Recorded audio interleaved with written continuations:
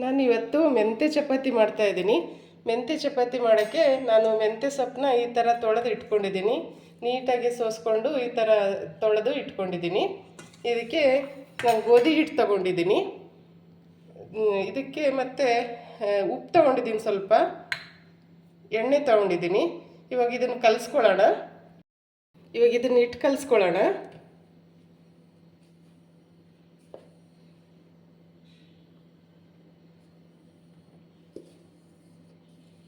ಇದ್ರಾಗೆ ಸ್ವಲ್ಪ ಉದ್ದಕ್ಕೆ ಇಟ್ಕೊತೀನಿ ಇಷ್ಟು.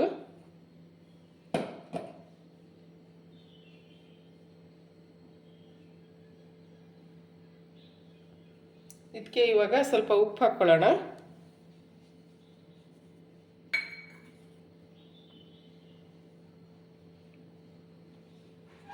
ಇದಕ್ಕೆ ಇವಾಗ ತೊಳೆದು ಇಟ್ಕೊಂಡಿರೋ ಮೆಂತ್ಯ ಸೊಪ್ಪನ್ನ ಹಾಕ್ಕೊಳ್ಳೋಣ.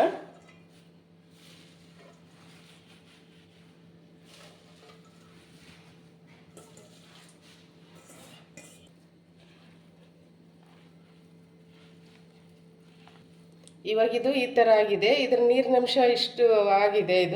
ಇದಕ್ಕೆ ಇವಾಗ ನಮ್ಗೆ ಎಷ್ಟು ಬೇಕಷ್ಟು ನೀರು ಹಾಕ್ಕೊಂಡು ನೀಟಾಗಿ ಚಪಾತಿ ಹಿಟ್ಟಿನ ಥರ ಕಲಿಸ್ಕೊಳ್ಳೋಣ. ಇದಕ್ಕೆ ಸ್ವಲ್ಪನೇ ನೀರು ಹಾಕ್ಕೊಂಡು ನಮಗೆ ಎಷ್ಟು ಇದು ಬೇಕೋ ಅಷ್ಟು ಸ್ಮೂತಾಗಿ ಕಲಿಸ್ಕೊಳ್ಳೋಣ ಚಪಾತಿ ಹದಕ್ಕೆ.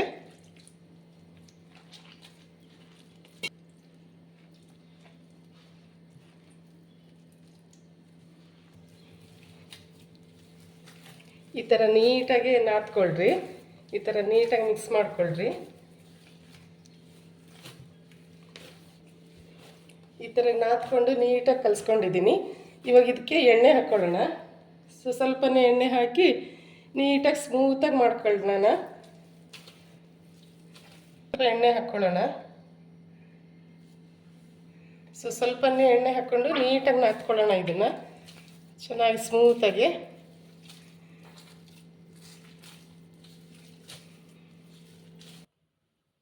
ಈ ಥರ ಕಲಿಸ್ಕೊಂಡಿದ್ದೀನಿ ನೋಡ್ರಿ.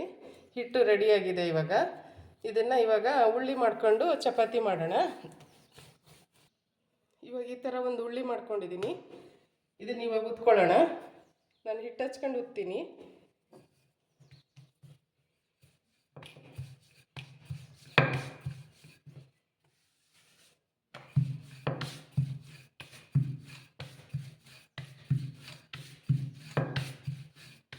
ಇದೇನು ಹರ್ಕೊಳ್ಳಲ್ಲ. ಮೆಂತ್ಯ ಸೊಪ್ಪೆಲ್ಲ ನೀಟಾಗಿ ನಾದ್ಕೊಂಡಿರೋದ್ರಿಂದ ಚೆನ್ನಾಗಿ ಇದಾಗುತ್ತೆ. ಎಷ್ಟು ತೆಳ್ಳಗೆ ಬೇಕು ಅಷ್ಟು ತೆಳ್ಳಗೆ ಉತ್ಕೊಬೋದು. ತುಂಬ ಚೆನ್ನಾಗಿ ಬರುತ್ತೆ.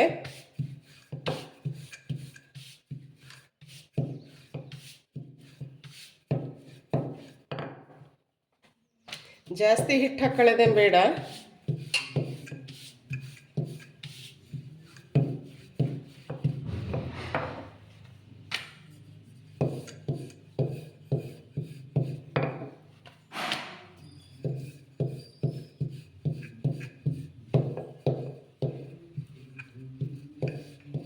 ಈ ಥರ ಉತ್ಕೊಂಡಿದ್ದೀನಿ. ಇವಾಗ ಒಂದು ಹಂಚು ಇಟ್ಕೊಂಡು ಇದನ್ನು ಬೇಯಿಸ್ಕೊಳ್ಳೋಣ. ಒಂದು ಹಂಚು ಇಟ್ಕೊಂಡಿದ್ದೀನಿ. ಇದನ್ನು ಗ್ಯಾಸ್ ಆನ್ ಮಾಡಿ ಇದನ್ನು ಸ್ವಲ್ಪ ಬಿಸಿ ಮಾಡ್ಕೊಳ್ಳೋಣ. ಇದಕ್ಕೆ ಇವಾಗ ಚಪಾತಿ ಹಾಕ್ಕೊಳ್ಳೋಣ.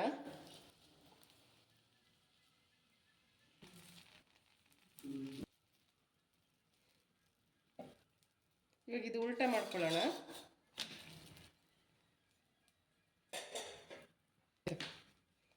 ನೀಟಾಗಿ ಎಲ್ಲ ಕಡೆ ಸೈಡಿಗೆಲ್ಲ ನೀಟಾಗಿ ಬೇಯಿಸ್ಕೊಳ್ಳೋಣ.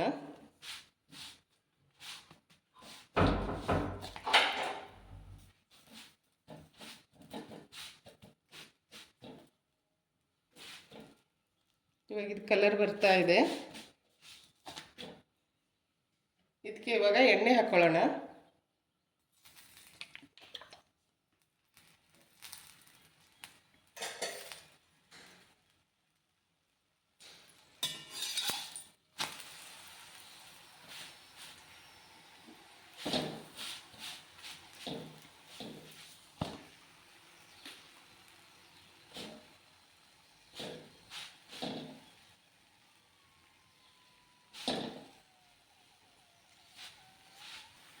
ಎರಡು ಕಡೆ ನೀಟಾಗಿ ಬೆಂದಿದೆ.